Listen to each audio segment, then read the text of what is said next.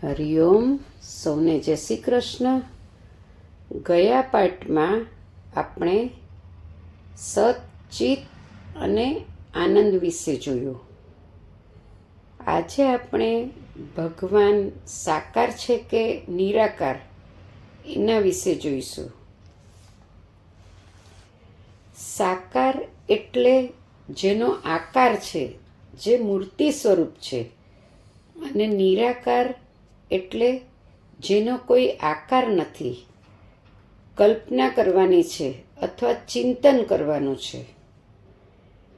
આ બાબતમાં શાસ્ત્રોમાં વિવાદ છે, પરંતુ ભક્તોને સાકારમાં રસ છે, કારણ કે આપણે સાકાર છીએ.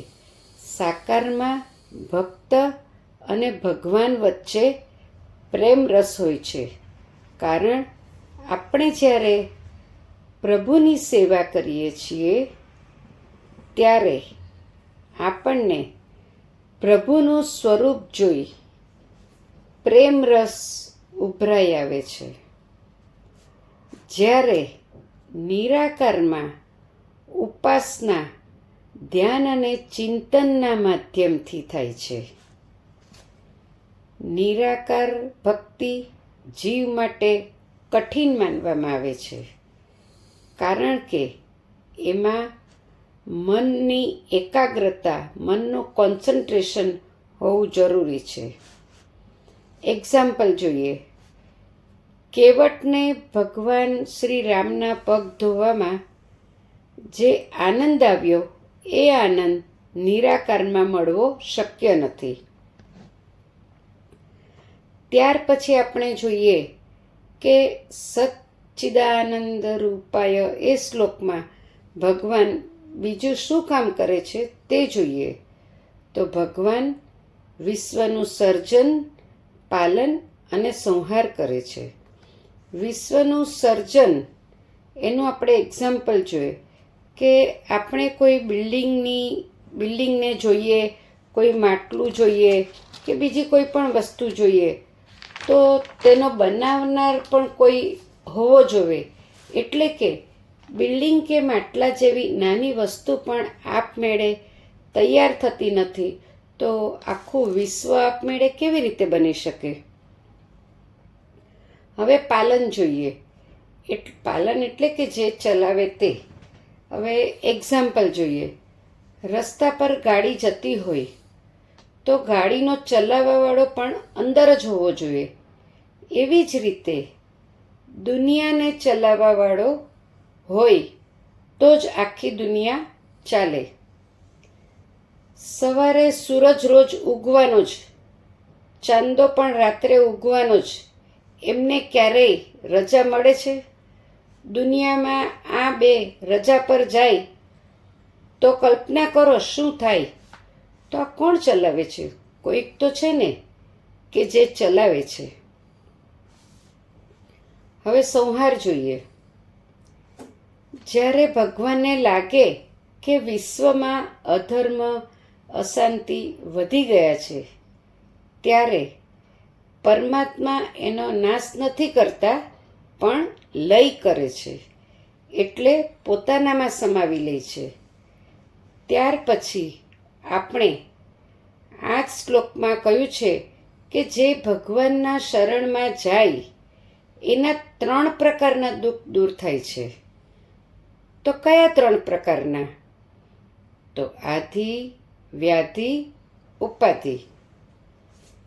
આધિ એટલે કે મન સાથે સંબંધિત સમસ્યા, સ્ટ્રેસ હો, ઈચ્છા પૂરી ન થવી, ભવિષ્યની ચિંતા થવી જેવા બધા દુઃખ, એટલે એને આપણે આધિ કહીએ છીએ. હવે વ્યાધિ કોને કહેવાય? તો કે શારીરિક બીમારી, શરીરને લગતી બીમારી હોય તેને વ્યાધિ થયો એમ આપણે કહીએ. હવે ઉપાધિ એટલે શું?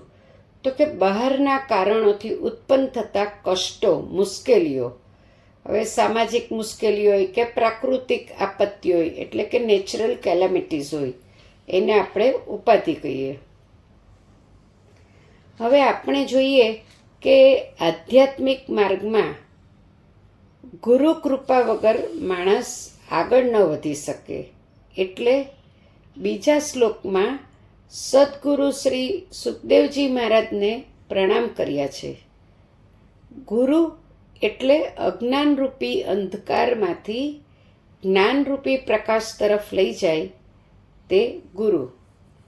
હવે ભારતીય સંસ્કૃતિમાં ગુરુને ઈશ્વરથી પણ ઊંચું સ્થાન આપવામાં આવ્યું છે, કારણ કે ગુરુ જ ઈશ્વર સુધી પહોંચવાનો માર્ગ બતાવે છે. ગુરુ પ્રત્યે ક્યારેય દુર્ભાવ ન લાવવો એ ગુરુનિષ્ઠા છે. ગુરુ ક્રોધ કરે તો એમાં નરસિંહ ભગવાનનો આવેશ થયેલો માનવો.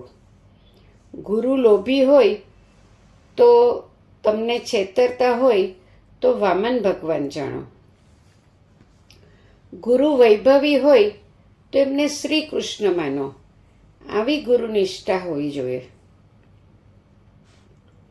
વેદવ્યાસજીના જન્મદિવસને આપણે સૌ ગુરુ પૂર્ણિમા તરીકે ઉજવીએ છીએ, જેમને આપણે પ્રથમ ગુરુ તરીકે પણ માનીએ છીએ. ત્યાર પછી એકવાર નારદજી આવ્યા શિવજીની ગેરહાજરીમાં. નારદજીએ પાર્વતીજીને પૂછ્યું કે બા, તમારું વારંવાર મૃત્યુ થાય અને ભોળાનાથનું મૃત્યુ કેમ નથી થતું? એનું કારણ તમને ખબર છે? પાર્વતીજી ના કહે છે.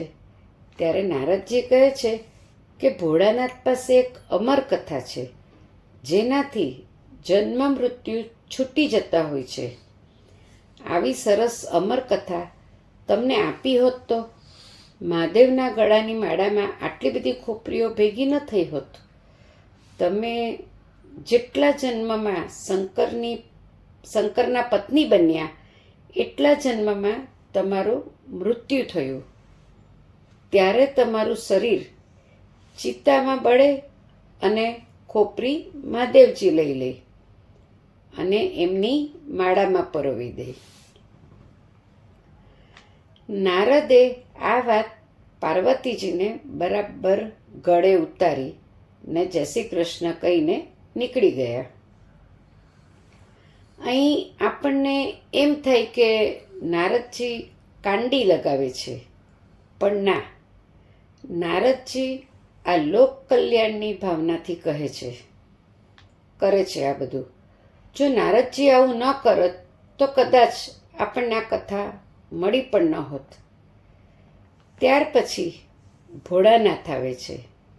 ત્યારે પાર્વતીજી કહે છે કે તમે અમરકથા વિશે મારાથી કેમ છુપાવ્યું? ત્યારે શિવજી કહે છે કે દેવી, તમે ક્યારેય જિજ્ઞાસુ બનીને આવ્યા નથી. આજે તમે જિજ્ઞાસુ બન્યા છો તો હું તમને અવશ્ય કથા સંભળાવીશ.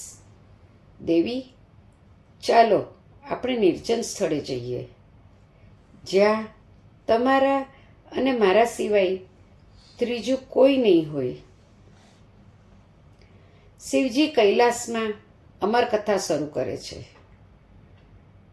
ભોળાનાથ પાર્વતીજીને કહે છે કે તમારે વચ્ચે વચ્ચે હુંકાર કરતું રહેવું, જેથી મને ખબર પડે કે તમે કથા સાંભળો છો. પાર્વતીજીએ હા કીધી અને કથા શરૂ થઈ રહી છે.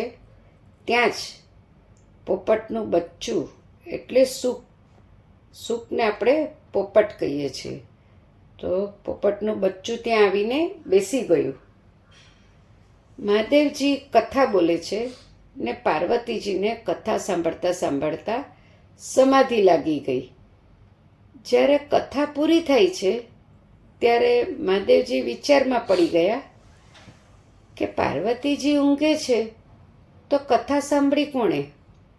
કોણ હુંકાર કરતું હતું? એટલામાં પોપટનું બચ્ચું ઉડી જાય છે અને મહાદેવની દ્રષ્ટિ પડે છે. એ પક્ષીની પાછળ ત્રિશૂળ લઈને દોડ્યા. ત્યારે પાર્વતીજીએ કહ્યું કે એને તમે નહીં મારી શકો, કારણ કે એણે તમારી અમરકથા સાંભળી છે પોપટનું બચ્ચું ઉડતા ઉડતા હિમાલયમાં વ્યાસજીના આશ્રમમાં આવ્યું.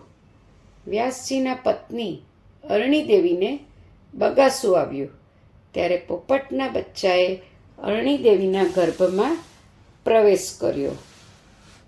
હવે આ કથા આજે આપણે અહીંયા સુધી જ કહીશું. હવે આગળનું આપણે નેક્સ્ટ પાર્ટમાં કહીશું, કારણ કે બહુ જ આ લાંબુ છે.